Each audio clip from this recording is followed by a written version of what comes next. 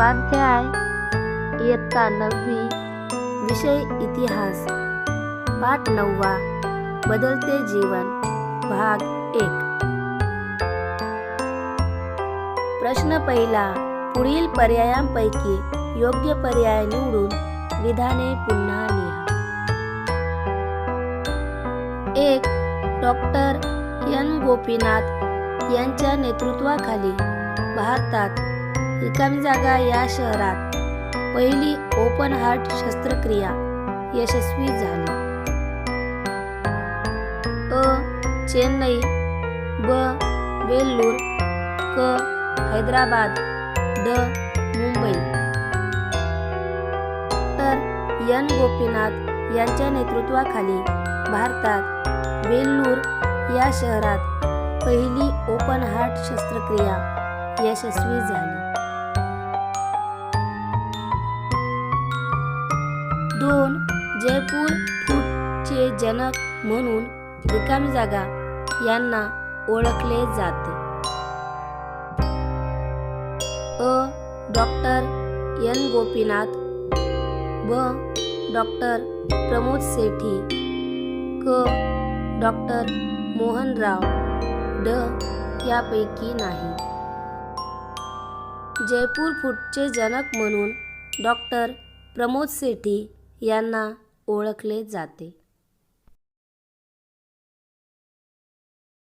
प्रश्न दुसरा. पुढीलपैकी चुकीची जोडी ओळखा व लिहा.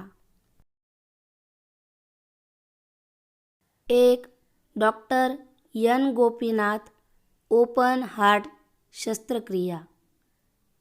2. रामचंद्र शर्मा कुशल कारागीर.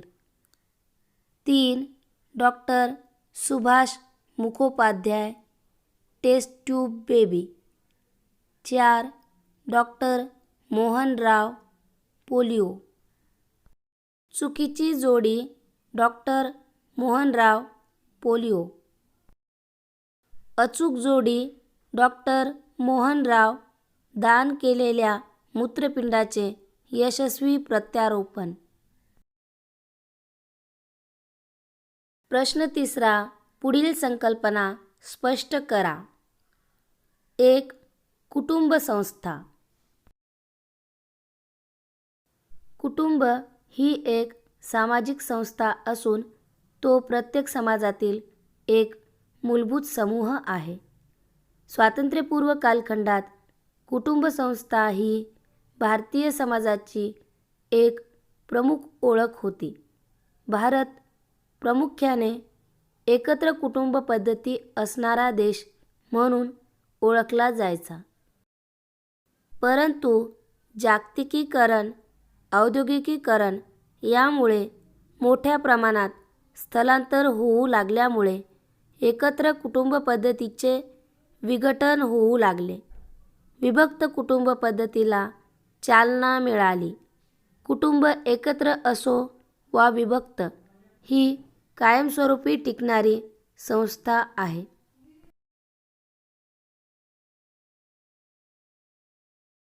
दोन. जयपूर फूट तंत्रज्ञान.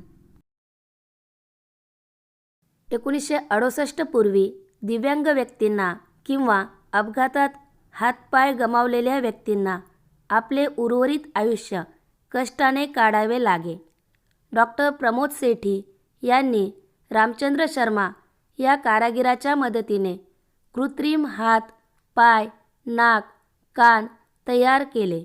या तंत्रज्ञानामुळे कृत्रिम पायांवर बूट घालण्याची गरज नसते. असे अवयव वापरून पाण्यात वा ओल्या स्थितीत काम करता येते. जयपूर फूट तंत्रज्ञान वापरून दिव्यांग व्यक्ती सुदृढ माणसांप्रमाणे काम करतो.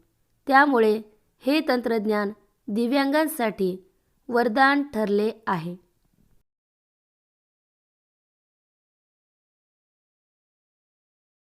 3. शहरीकरण. शहरात किंवा नागरी क्षेत्रात लोकवस्ती केंद्रित होण्याच्या प्रक्रियेस शहरीकरण असे म्हणतात. वाढीव लोकसंख्येमुळे नागरीकरण घडून येते. शहरात होणाऱ्या औद्योगिकीकरणामुळे रोजगार निर्मिती होते. रोजगाराच्या संधीमुळे ग्रामीण भागाकडून शहरात मोठ्या प्रमाणात स्थलांतर होते. वैद्यकीय सोयीमुळेही मृत्यूदरात घट होऊन नागरी वस्तीत वाढ होते. शहरी भागात असणाऱ्या सोयीसुविधांमुळे लोक शहरांकडे आकर्षित होतात. त्यामुळे शहरीकरण मोठ्या प्रमाणात होते.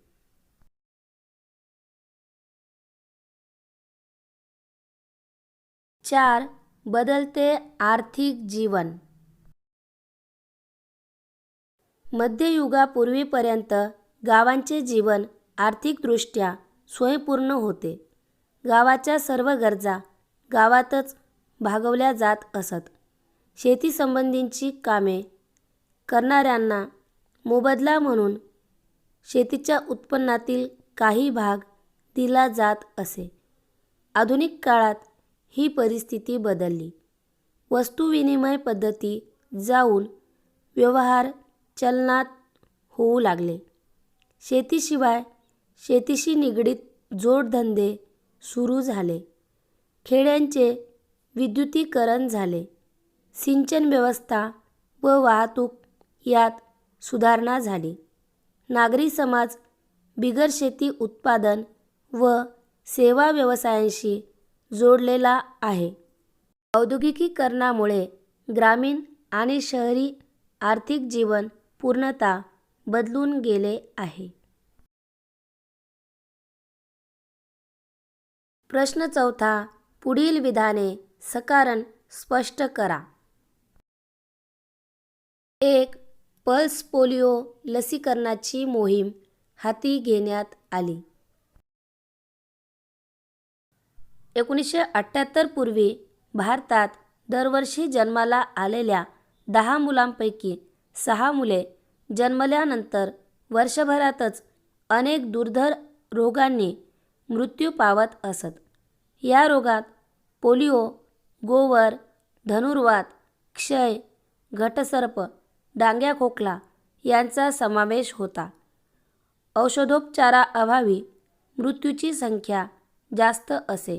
त्यामुळे या रोगांवर मात करण्यासाठी लसीकरणाचा कार्यक्रम सरकारने हाती घेतला व 1995 मध्ये पल्स पोलिओ लसीकरणाची मोहीम हाती घेण्यात आली. 2. ग्रामीण पाणीपुरवठा योजना सुरू करण्यात आली. भारत सरकारच्या पंचवार्षिक योजनांमध्ये ग्रामीण भागाच्या विकासाला महत्त्व दिले होते. ग्रामीण भागात पिण्याच्या पाण्याची खूपच वानवा होती. त्यामुळे आरोग्याचा प्रश्नही निर्माण होत असे. महाराष्ट्र राज्य निर्मितीनंतर महाराष्ट्र सरकारने ग्रामीण पाणीपुरवठा व लोकांचे आरोग्य या प्रश्नांकडे लक्ष दिले. ग्रामीण भागातील विहिरी खणणे व नळावाटे लोकांना पाणी पुरवठा करणे या हेतूने शासनाकडून ग्रामीण पाणीपुरवठा योजना सुरू करण्यात आली.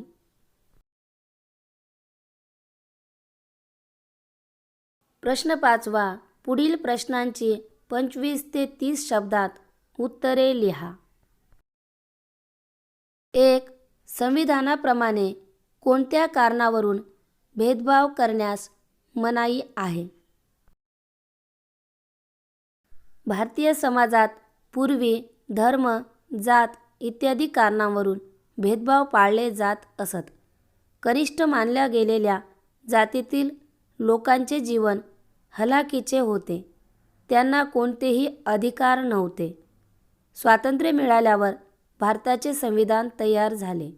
संविधानाने समानतेचे तत्त्व स्वीकारले आहे. भारतात धर्म, वंश, जात, लिंग, भाषा किंवा जन्मस्थान या कारणांवरून नागरिकांत भेदभाव करण्यास मनाई करण्यात आली. 2.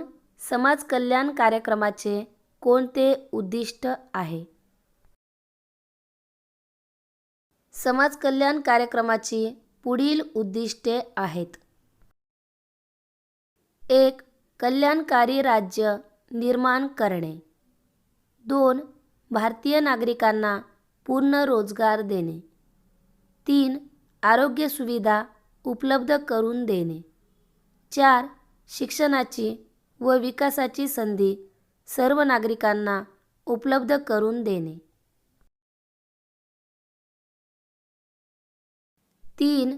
ग्रामीण विकासासंदर्भात कोणती आव्हाने आहेत? ग्रामीण विकासासंदर्भात आपल्या देशासमोर पुढील आव्हाने आहेत. 1. आर्थिक व्यवसायांचा विकास करणे. 2. सामाजिक गरजा व सुविधांचा विकास करणे. 3. सांस्कृतिक, सामाजिक व वैचारिक दृष्टिकोनात बदल घडवून आणणे. 4. जमीन सुधारणा व जलसिंचन प्रकल्पास गती देणे. प्रश्न 6. सार्वजनिक आरोग्याच्या क्षेत्रात भारतात झालेल्या घडामोडींचा थोडक्यात आढावा घ्या. भारतीय जनतेचे राहणीमान वाढवावे व सार्वजनिक आरोग्य सुधारावे यासाठी स्वातंत्र्योत्तर काळापासून अनेक पावले उचलली गेली. 1. आरोग्य व समाज कल्याण खात्यामार्फत प्राथमिक वैद्यकीय सेवा उपलब्ध करून देण्यात आली. 2. ॲलोपॅथी, युनानी, होमिओपॅथी, आयुर्वेद व निसर्गोपचार पद्धतींना मान्यता देऊन लोकांचे आरोग्य चांगले राखण्याचा प्रयत्न केला जात आहे. 3. Doctor N. गोपीनाथ यांच्या नेतृत्वाखाली ओपन हार्ट शस्त्रक्रिया यशस्वी झाली. 4. डॉक्टर प्रमोद सेठी यांच्या जयपूर फूटच्या शोधाने दिव्यांगांसाठी कृत्रिम अवयव तयार केले जाऊ लागले. 5. डॉक्टर जॉनी व डॉक्टर मोहन राव यांनी मूत्रपिंड प्रत्यारोपण शस्त्रक्रिया यशस्वी केली. 6. डॉक्टर सुभाष मुखोपाध्याय यांच्या देखरेखीखाली टेस्ट ट्यूब बेबीचा कृत्रिम गर्भधारण तंत्राचा प्रयोग यशस्वी झाला. 7. पोलिओ, गोवर, धनुर्वात इत्यादी रोगांवर मात करण्यासाठी लसीकरणाचा कार्यक्रम हाती घेण्यात आला. 8. 1995 मध्ये पल्स पोलिओ लसीकरणाची मोहीम हाती घेण्यात आली.